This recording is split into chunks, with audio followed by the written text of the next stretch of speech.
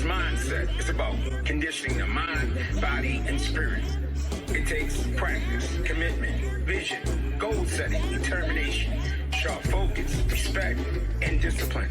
Once you learn it, you can apply it to all aspects of your life. The Warrior's mindset prepares you for the largest competition ever, the competition against self.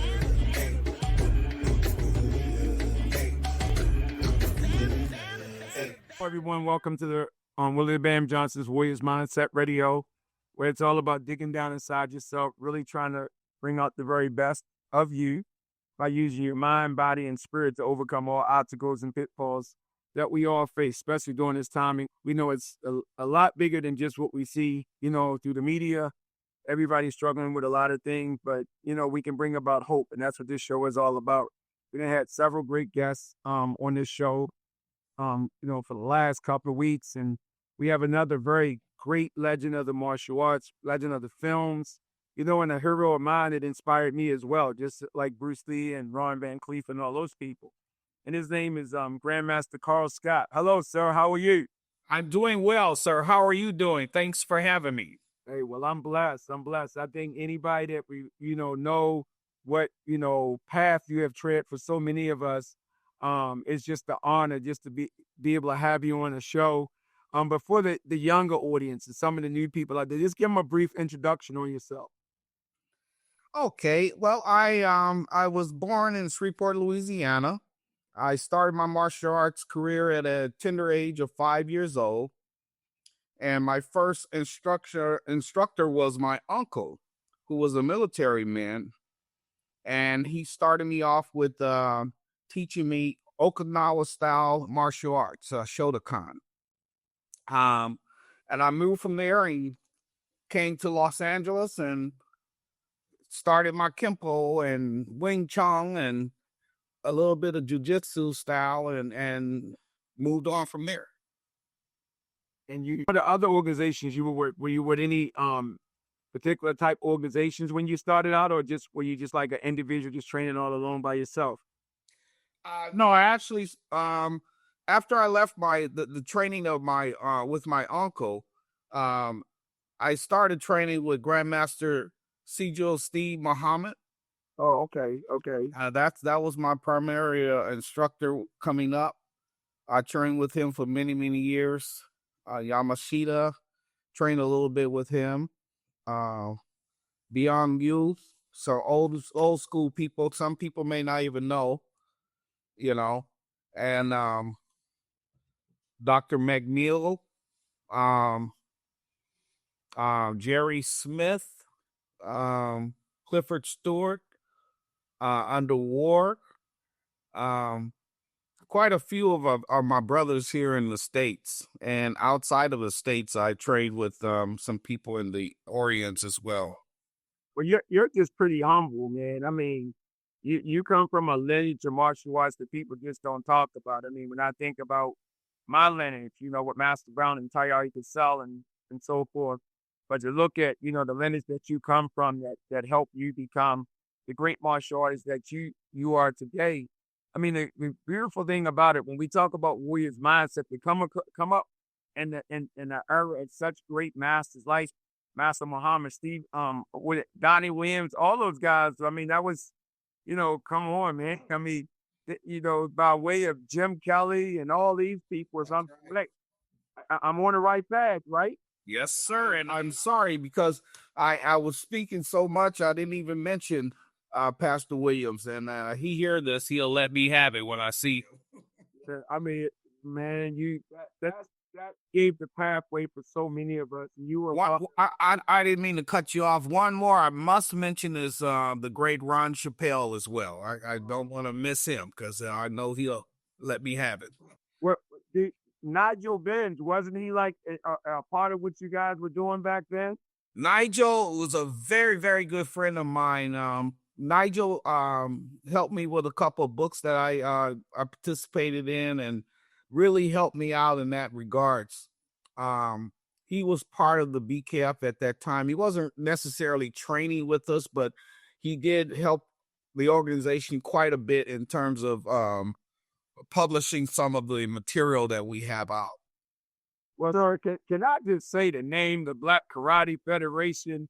I mean, this is not a racial statement or anything bad, but we just like people to I think the problem we have in society, we don't understand our history. That's I mean, that organization, from what I understand, all what we dealing with today, that was an organization that was ahead of its time, making pathway for people, not just of African American descent, but people as a whole to be able to go into the world of martial arts. Can you tell us a little bit about the impact of that alone, sir? Absolutely. Well, back in the day, I'll give you an example. Back in the early 70s, 68, 69, back in those times, there wasn't very much representation in terms of black martial artists in the internationals and those events, tournaments, and things like that. And so what happened was Grandmaster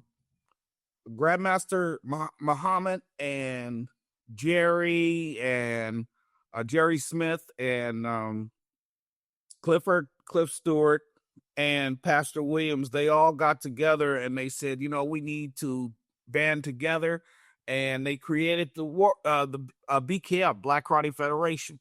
And when we went to the tournaments, I was very young at that time fighting, but the guys that were older than I was were like 15, 17 years old competing in the tournaments and stuff. And a lot of times they would just flat out get cheated, just flat out. I mean, you could see where they're just welling away on people, front hand drive, pulling the heads back, roundhouse kicks, double roundhouse kicks, spinning back kick, and they're just hitting people. And it's obvious, but they weren't getting the points. And they would lose the matches and they would get very upset because it's like, damn, he didn't even touch me. And you got, what did he hit me with?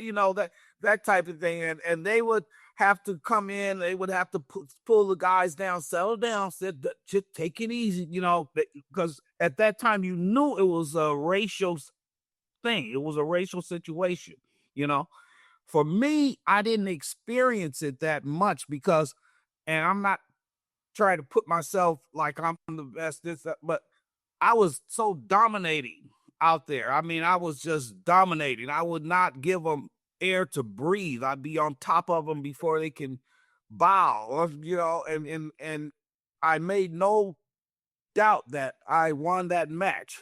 And for many years, I didn't lose any matches. I was going to tournaments and just blowing people away left and right, and from a young kid all the way to an adult, And when I got into the black belt division, at first they wouldn't allow me to compete in the black belt division or compete at all as a junior because I made black belt at a young age. I made black belt around 9 or 10 years of age. And when I went to the tournaments to compete, other people knew me from coming to our school and watching us train, and they would see me wearing my black belt.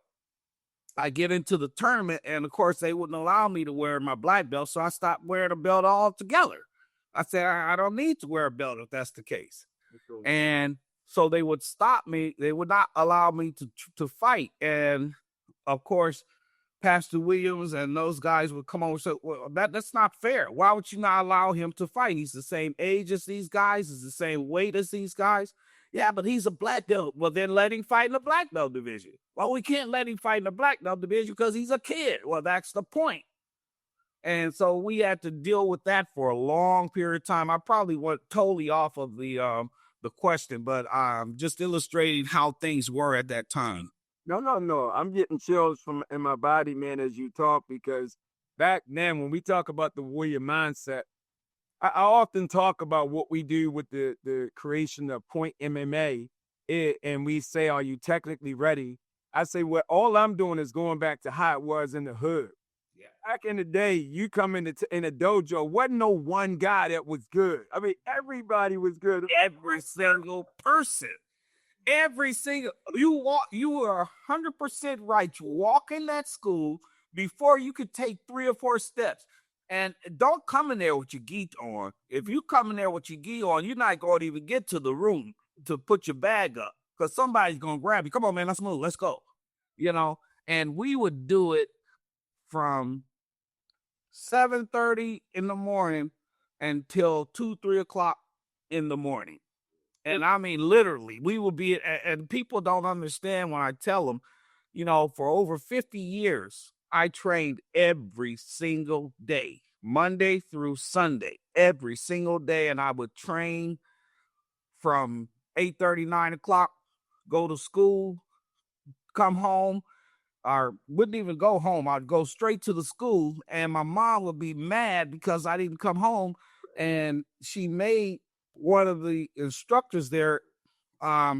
He was a very good friend of mine. His name is Sammy Pace, and he used to tutor me at this karate school. So I'd be in the back getting tutored for class and stuff like that, and just to make sure that I'm able to go to the tournament on Sunday, I had to make absolute sure that my work was done, and my mom made sure that they made sure that it was done. So that was a special moment for me to think when I think about, gosh, man, I used to do my work at the school and finish as soon as I couldn't wait to finish so I can get on that floor, man, and fight anybody that was there.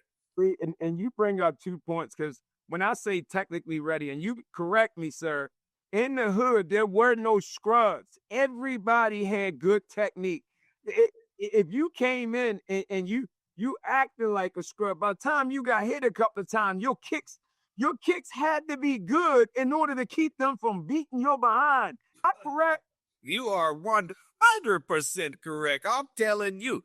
There used to be times where guys, back here in Los Angeles, we had the Crips and Bloods and what have you, but they had 100% respect for the BKF. I could tell you that right now. We had situations where Tookie and Jamel would be walking down the street from our school, which we were down the street from Jesse Owens Park on 103rd and Western back in the day. And those guys were walking around with their shirts off, and they had these massive chests and these 23-inch arms, and they're strolling around. You could imagine how they looking, and they were just bad, but nobody had any disrespect for the BKF. They would never challenge us. One time, one guy did challenge one of the guys in the school. Oh, man, y'all little skinny ass, such and such and such, and I knock y'all mother, blah, blah, blah. Oh, yeah? Well, pick whichever one you want to knock out, and the floor is yours. And he made a mistake and grabbed one of the guys, fastest guy in the school, man. This dude would hit you 6-7 times before you could even move. Bang, bang, bang, bang, just like that. See, and that's, the one thing, before I go to that Toki, because I don't think people know. Can you clarify what Toki you talking about? Tookie Williams. Tookie Williams, right? Yeah. Yes. He was one of the leaders of the Crips. Unfortunately, Governor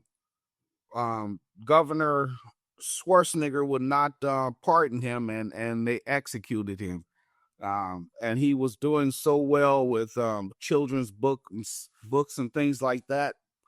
And that's one guy that I felt that they could have pardoned, because he was repentant for what he had did or what he was involved in for all those years as a youth. And the man wouldn't pardon him, and so they took his life, And he wrote a book that won a Nobel Peace Prize or so, right? That is correct. Yes, sir. Yes, sir. Children's book. Yes, sir. The history that you bring here, brother, that's what I mean by you. You're like a jewel, man. But even when you go back, when I hear you talking about doing your homework in the school, one of my crazy dreams that I even have right now when I talk about Point MMA and us taking it back to communities like ours that we came up in, I always talk about it as being a cultural arts program. What I heard you talking about are those cultural art programs that saved our lives back in the day when we were coming up.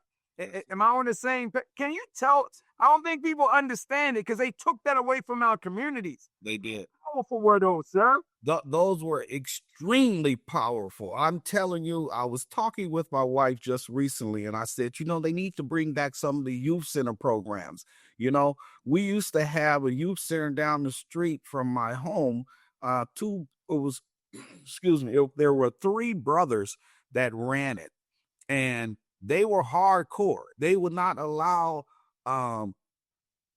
groups of badasses to come into the center and disrupt it because of the people that were there playing cams, doing homework, and they didn't have computers at that time, but they had people that would sit down and teach you and talk with you and mentor you and that type of thing, and that was so important back in the day, man, because we had an outlet.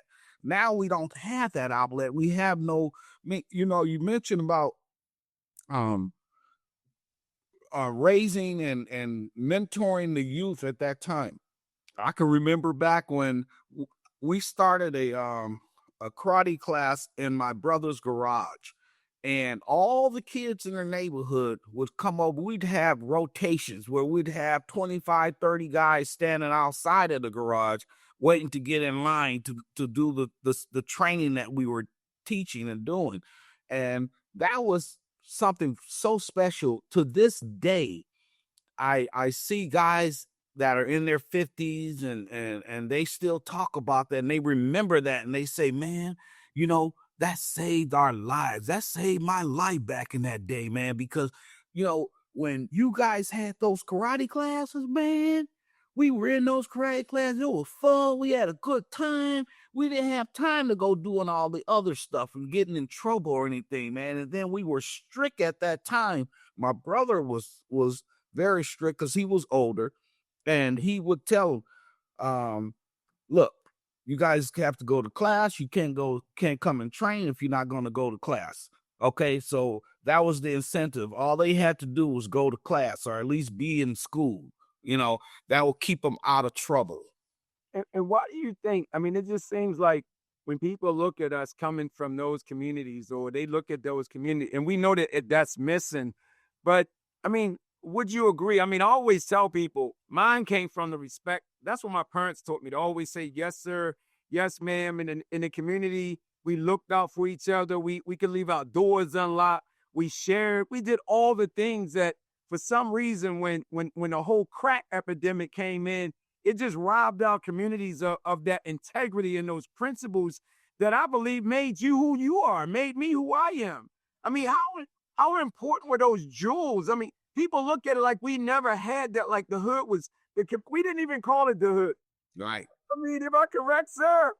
No, you're 100% correct. The hood wasn't a negative term at that time. It was our like our home. Man, I'm from this hood. This is my neighborhood, man. What are you talking about? It would be 103rd Street playing football in the street against 104th Street. So that was the hood, No, you're 100% right in that regards. I think it has a lot to do with the systemic racism that's in this country, and they have to recognize that and deal with it. And once again, I gotta say it again, my brother. I mean, and I never said it. I know we met at the Urban Action, but brother, what you did for me, that little kid growing up in the hood, and seeing you, a young black kid in the film, or seeing the whole Black Karate Federation of what y'all represented, man. I mean, it inspired. I mean, I just want you to know, man, and I say that from my heart. You helped me. You gave me light, man, and I know you were just expressing yourself and just being Carl Scott at that time, man, but the swagger and the soul that you brought to that screen with Billy Chang, man, I mean, it was just phenomenal. And even with Bruce Lee, one of my heroes as well, man. I don't know how we cannot hold you up, Pastor Donnie Williams, all you guys for what Jim Kelly, all of you guys, what you have done to make it possible to show us that we can be something. We can be heroes, man. And for me to even have you here on this show, no, that shows every kid in the hood, man. I don't care what's going on. Hold on, man. Hold on, because it can come true. Hope you're enjoying the show. want to tell you about something that's dear to my heart. My book, The Warrior's Mindset Daily Devotions. Pick up your copy by hitting the link below. Remember, if your principles are negotiable, you don't have principles. Be the warrior from the inside out. How did that even happen for you to be in Bruce Lee, the Man, the Myth? Because I know that was the first one. I remember that joint, man. Yes, sir. Yes, sir. That was a special time, you know. We were actually called out, the BKF, because we were such dominating performers, great fighters and everything, you know, and they wanted to tap into that some kind of way.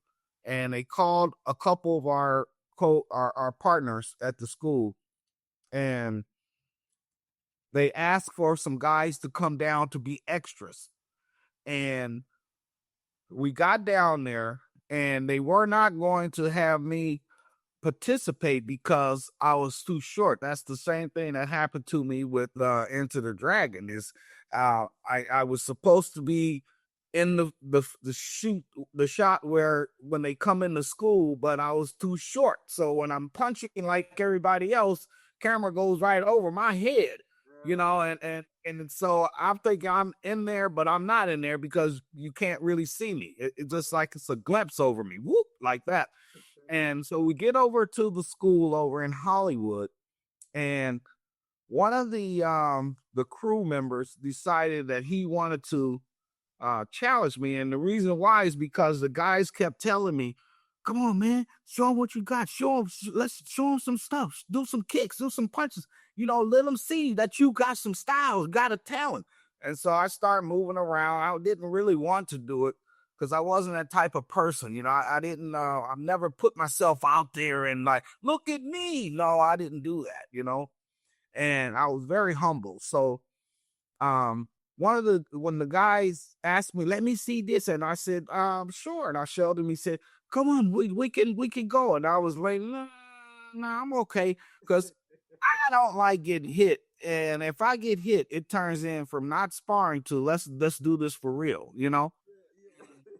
The guy, he decided that he was going to, you know, talk with me and it's okay. Come on. I'm going to hit you. I said, I don't want to be hit in the face, man. You know, I know it's okay. And don't worry. And I said, okay, all right, come on. We can move around. Because, of course, the guys are go ahead. You know, they're pushing me on. And so we started moving around a little bit. And so the first move that came out of the guys' repertoire was trying to take my head off.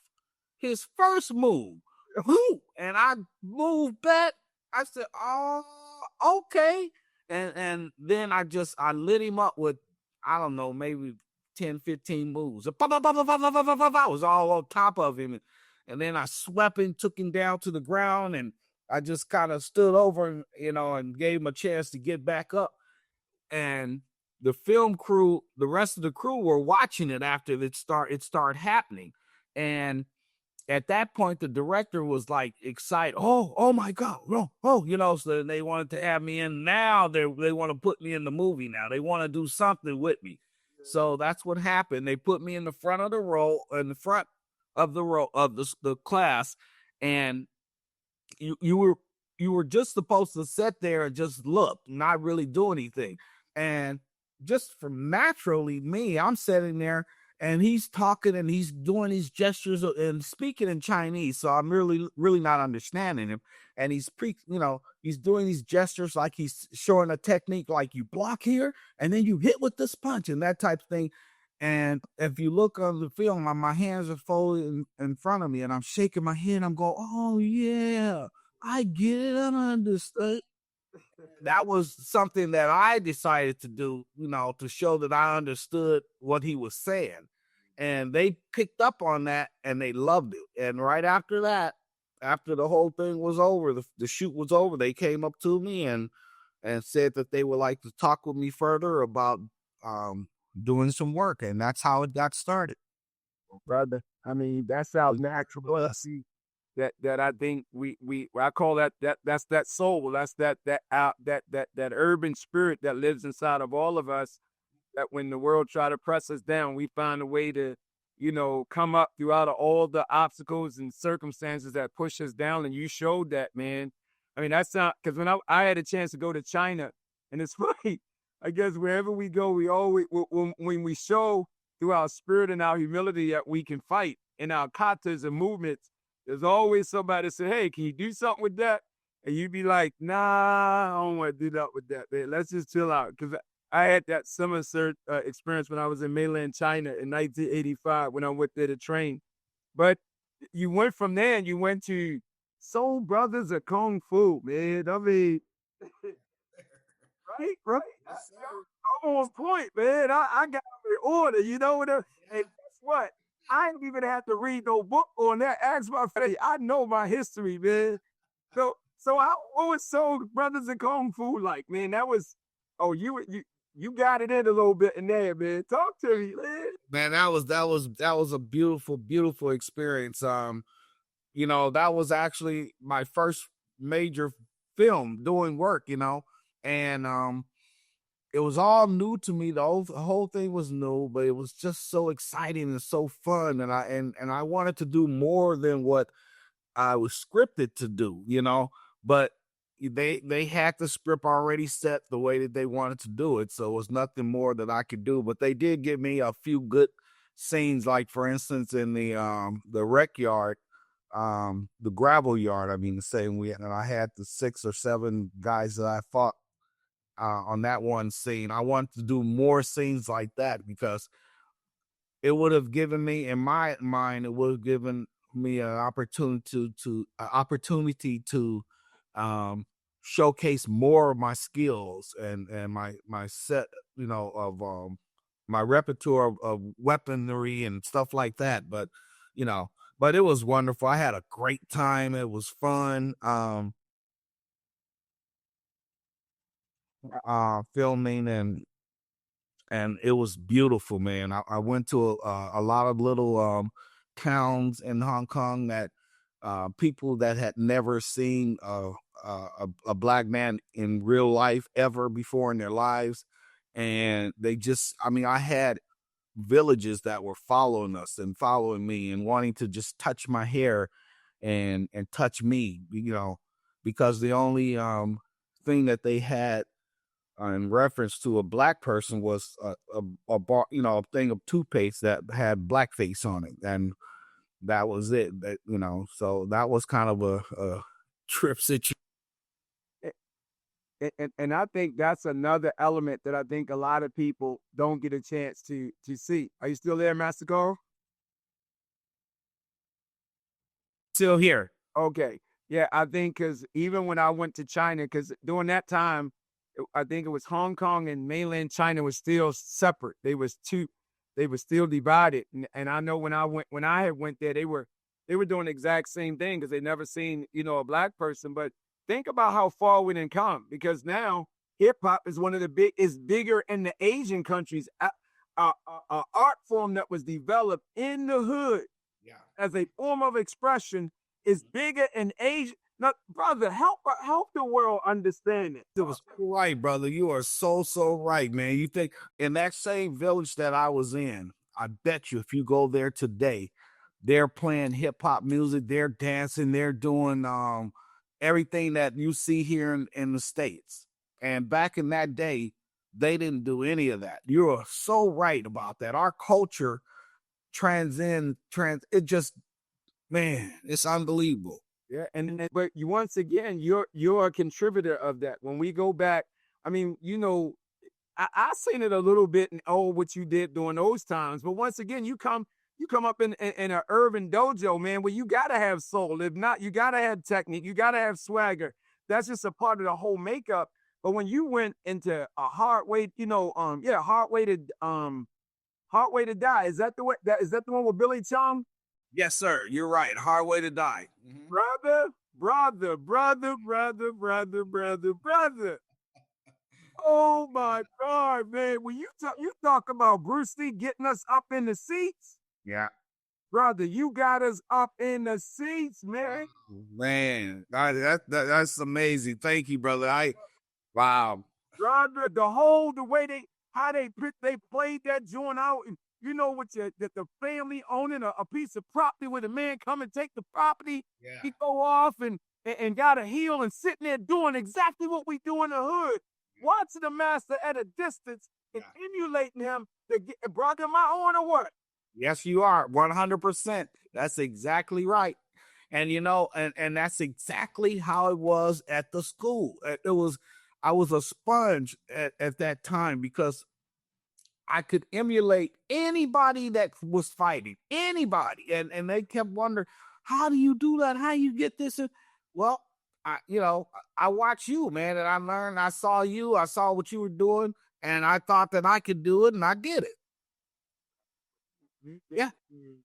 Wish you, if nobody had told you, from all of you guys, from Master Donnie Williams to Master Steve Sanders to Jim Kelly, but brother, if nobody never telling you, you know, how much you had influenced the whole culture of hip hop and all the things that we all represent, man, and to bring the swagger. I remember because I do a little mixing, right? So that one time where I ain't gonna say the name, but the guy said, "Get lost." You know what I'm saying? You know what he's saying there, but like, so in the mixtape, man, I kept on putting that "Get lost, get lost," and people like, "Yo, what? That's who? Where that come from?" From that movie, man. I mean, most people didn't even comprehend how they played off of your culture and who you were. But brother, your whole presence, man, you wasn't trying to be like nobody else. You were being you. You were. How important was that for you to be you, man? Not try to be somebody else. And you know, that was very important. And it's amazing that you picked up on that, because that's exactly, even I look back and I look at some of those films and I think about, man, now I probably would act a little different. Of course, I would probably act different, but at that time I was like, yeah, oh yeah, I was so hip and I was cool, and it was like, come on, man, you too hip, man. But that was carrying our culture to another place is what I was actually doing. And you did it, brother. And then when you went to Kung Fu Executioner and they did that intro with you doing those two sticks and doing them nunchucks. Yes. Tell everybody how, look, when we was coming out the movie theaters, we was making them nunchucks, but we could work some nunchucks in the hood. And thank you for holding it down for all of us, brother. Yeah, that was, you were right, brother. You are so right about that, because when they asked me, they said, you know how to use these? I said, oh yeah, everybody knows, and they said, oh really? Let's see. And I started using them, and then I had two of them. I said, give me another one. I started using them, and they were amazed that I could use them so well. And I said, I could do a lot of different weapons. And they, what?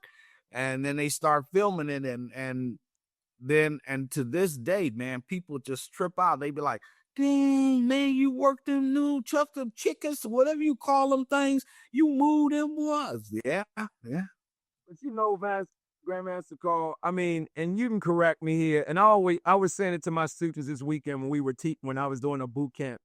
I said, guys, I might be one of the most famous people from my instructors, group, but I'm not the best.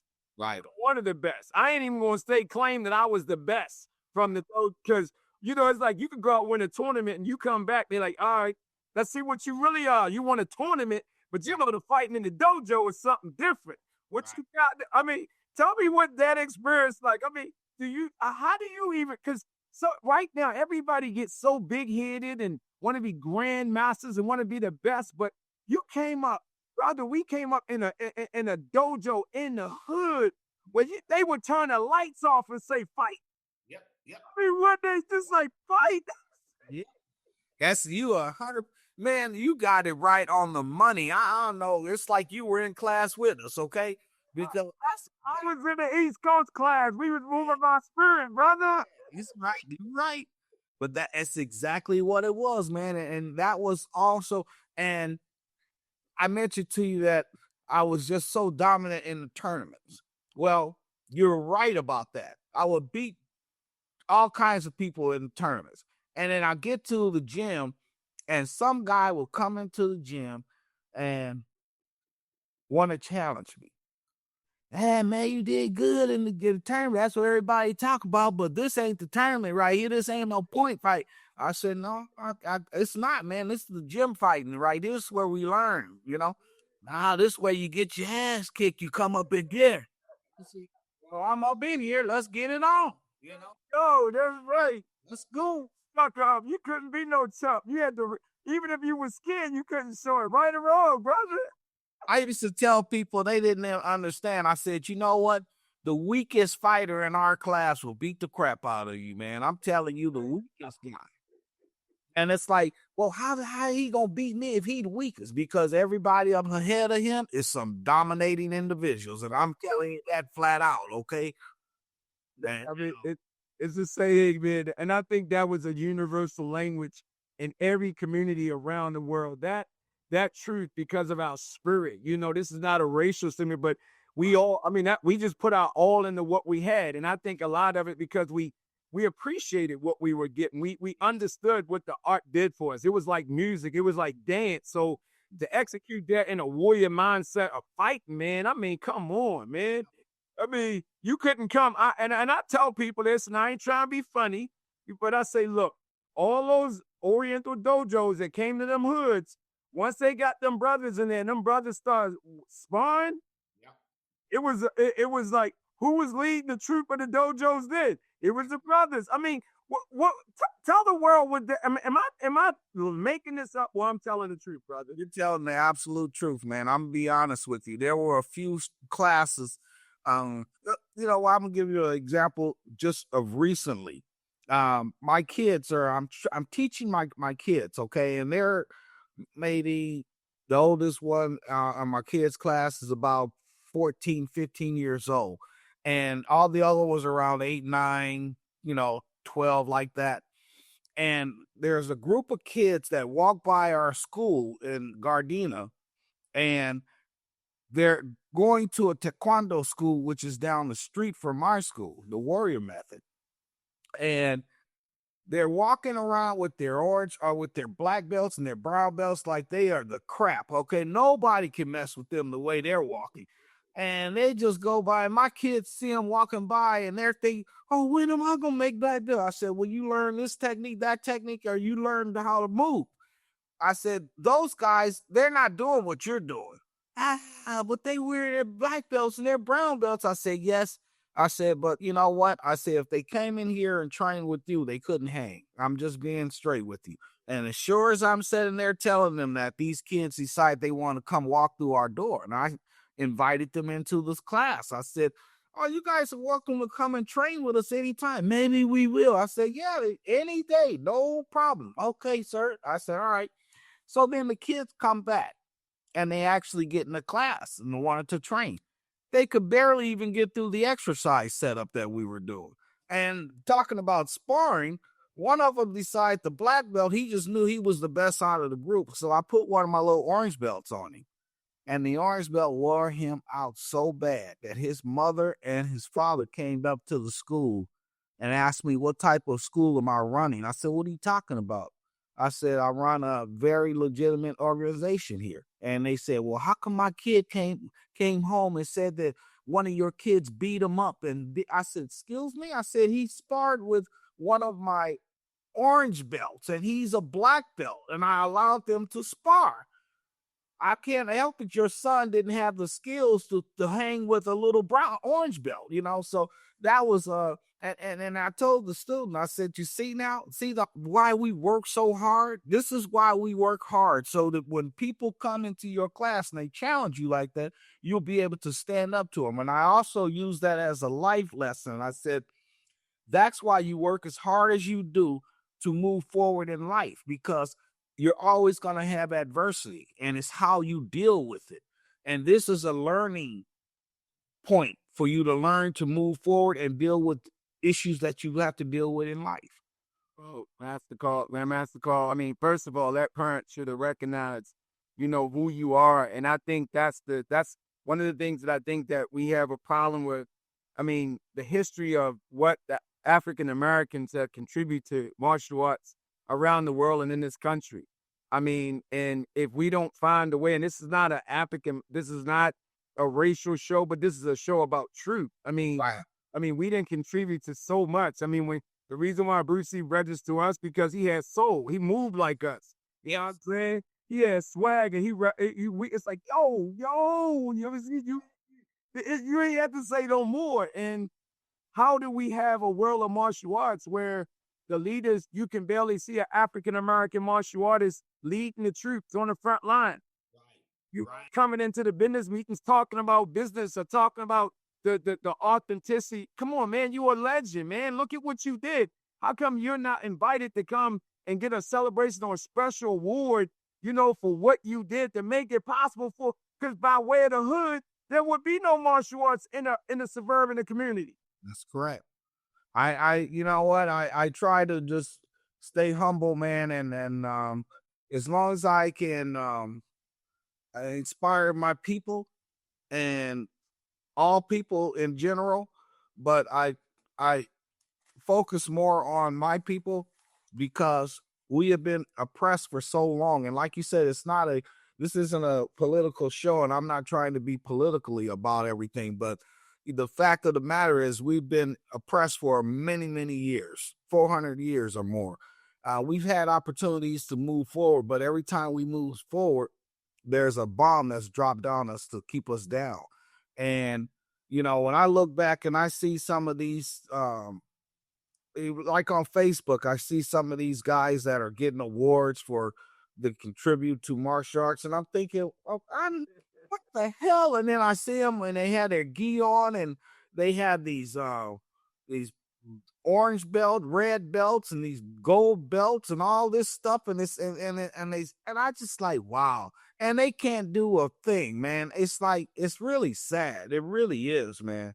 And I said, that's all over. It's black, white, Latino, Oriental, some guys, some Oriental guys, they get accolades for stuff they never done. But just because they're of origin, heritage, they look at, well, he must know something, Well, maybe I know more than he knows. Have you I often tell my students, I say at 17, I had my first school in Baltimore with my instructor, and there was a Kung Fu school. Mm-hmm. And people would come in and they were like, where's the teacher? And I was like, I'm the teacher.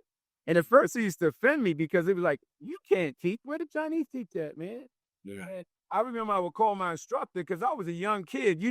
We didn't know about that. We thought that we were, it was a joy of just celebration. And when people was hitting you with this bomb that you weren't good enough to teach and how dare you run a school? I remember Master Brown said, well, next time they say, where's the teacher? And they looking for a Chinese teacher, tell them, well, you come from the streets, so you know how to fight. They might question your kata expression, but tell them that you know how to fight. You've been fighting all your life from those inner cities. Right.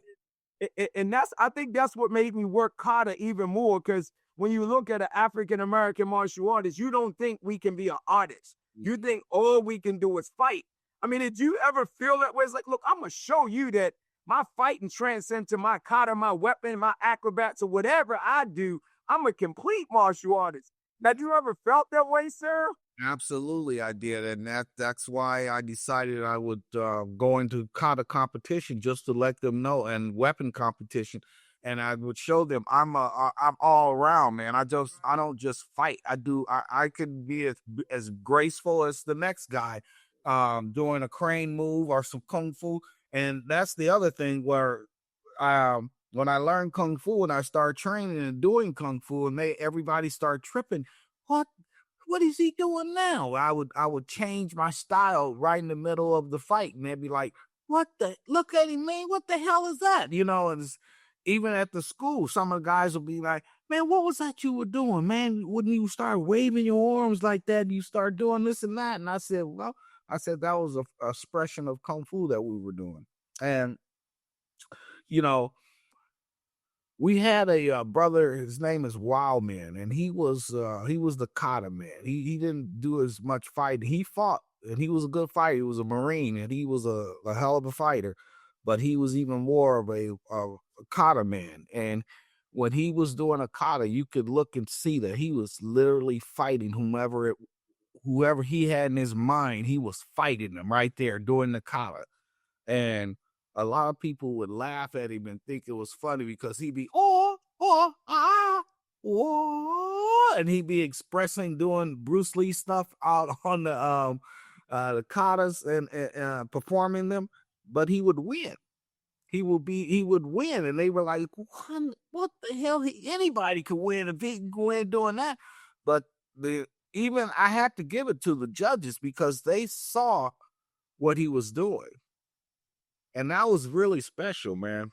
But you know what? You mentioned about Nigel, and you mentioned the origin of martial arts and that type of thing, and he does a presentation of the origin of martial arts. And he makes the case that it was created in Africa, and the presentation is so powerful, man.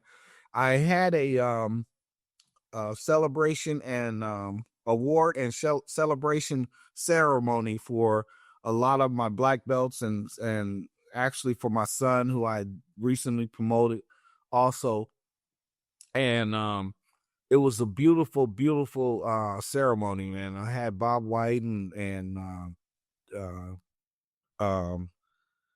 Bob White and Chicken Gabriel. Oh, yes. Nasty Anderson's teacher. Yes, and they were all there, and I, presented them with awards and stuff, and it was beautiful, man. And my wife was the one who basically set everything up, and I wanted to have I had Nigel set to come and do a presentation, but the fact of the matter is he would have taken about 45 minutes, which we couldn't accommodate for that length of time. So I'm gonna set it up for the next time. But the presentation is beautiful, man. He has slides and everything, and he explains it all. This is really beautiful. Well, you know what's awesome, and if it's okay, I'd like to send you an email about a couple of things, because me and him are doing a book together. He's co-writing a book with me. Oh, good. And the name of the book is called Urban Combative Kung Fu. It talks about the fusion of hip hop and martial arts during the time that when Kung Fu was coming here before Wu-Tang. And we ain't talking about Wu, we talking about way before Wu-Tang. About 5 Fingers of Death and all those times that was early. You know what I'm saying? Oh, that was my joke right there, man. That was my jump, man. 5 Fingers of Death, 7 Elements. I mean, that was the stuff. So in closing, if you could say anything to anyone, about the warrior's mindset and the warrior's method, because a warrior is mind, body, and spirit, what would you say? I mean, to anyone, especially a child that's trying to make it and trying to believe. I mean, it's so much darkness right now. What would you say to someone? I would tell them to stay focused, continue to stay focused on what it is that they would like to do in life. And most importantly, keep God first. Always keep him first. That's the most important thing, because he will guide you. He will talk to you when you're not thinking that he's talking to you. The things that you do, some of the things that you do, he's actually talking to you at that time and telling you, this is, my son, is what you should do. This is what you should not do. That type of thing. And just have to, just stay focused, really. I believe that the most. I believe if you stay focused and keep God first, you will be okay.